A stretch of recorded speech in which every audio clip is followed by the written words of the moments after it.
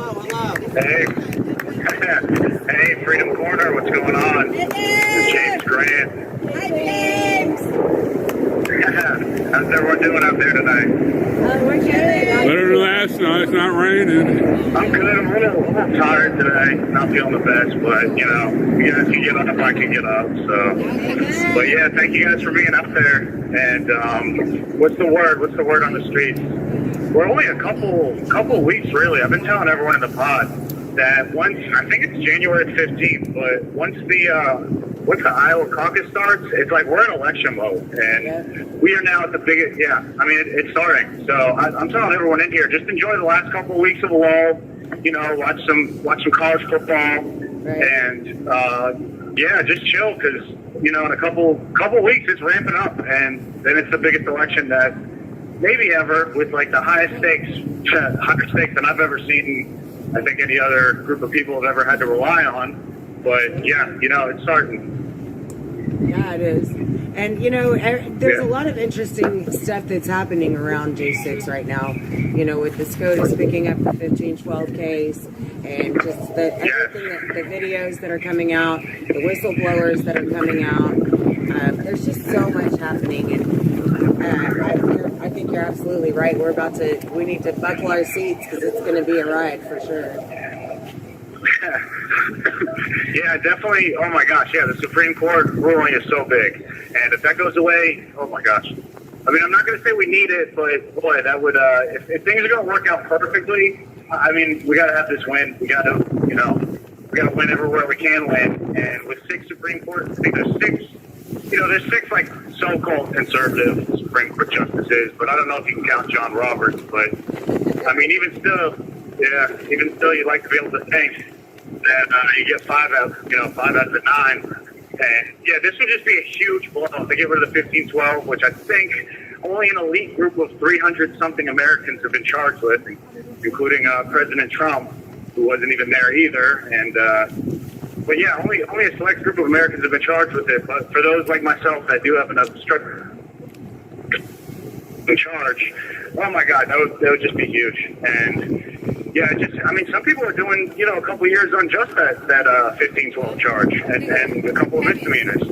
So I mean, it would be landmark. And yeah, the blow it would do to January 6th and that narrative would be incalculable. And you know, we were late to the narrative because you know we don't have the media context, you know, the contacts that the other side has, and it took us a while to put everything together.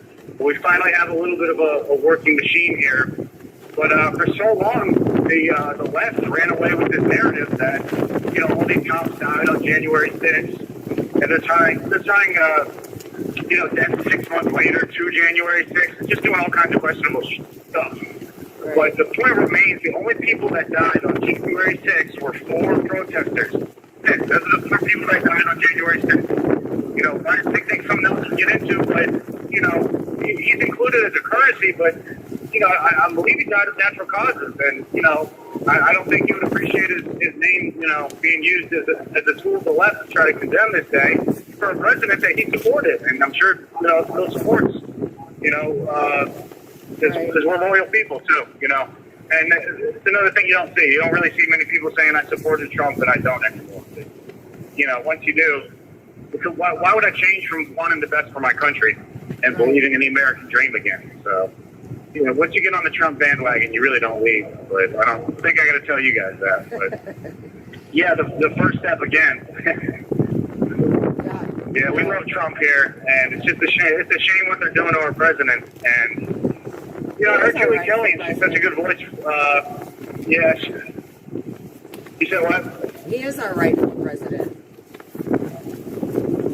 Oh yeah. No, I mean maybe it had to happen this way, but you know, he not only the fact that I like I'm gonna shut up for a second, but again, the 1512 blow would be huge, and you know, I get my verdict back in 2 weeks. I won't go too much into it, but yeah, I think it would be great, and I'm gonna hold my tongue, but yeah, the 1512, you know, that's a huge ruling, and you know, President Trump's running again, and this is the biggest election in, you know, I think a lot of us can agree this is the biggest election in our country's history. And, you know, we thought 2016 might have been, but given everything that's happened since, yeah.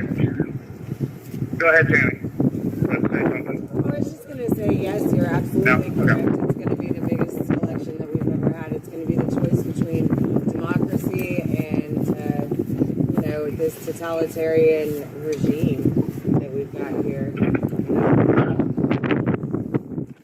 Yeah, absolutely. And, you know, it's just crazy that, like, with Rudy Giuliani, they ruled he has to pay $170-something million, but how do they establish that they're even right? I mean, you never even looked into the election to begin with. So how does that establish who's right if you don't even look to see if the accusations are true or not?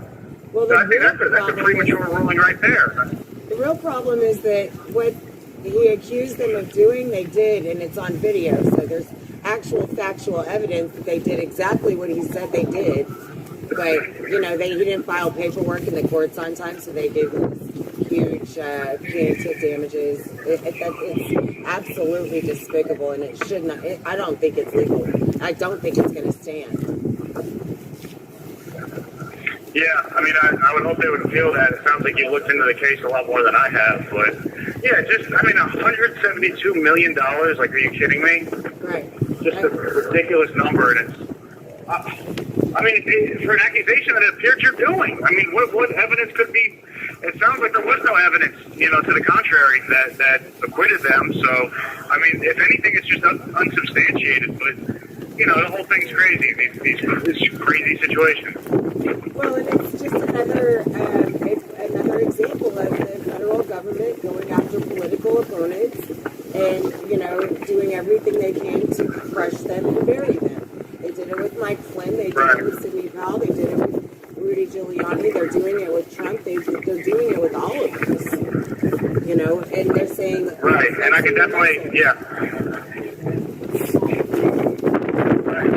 No, I can definitely confirm that, too. You know, I went to NC State University. I graduated with a degree in political science. And, yeah, oh my gosh. And that's probably one of the more non-liberal schools is NC State. You know, it's not as bad as like UNC.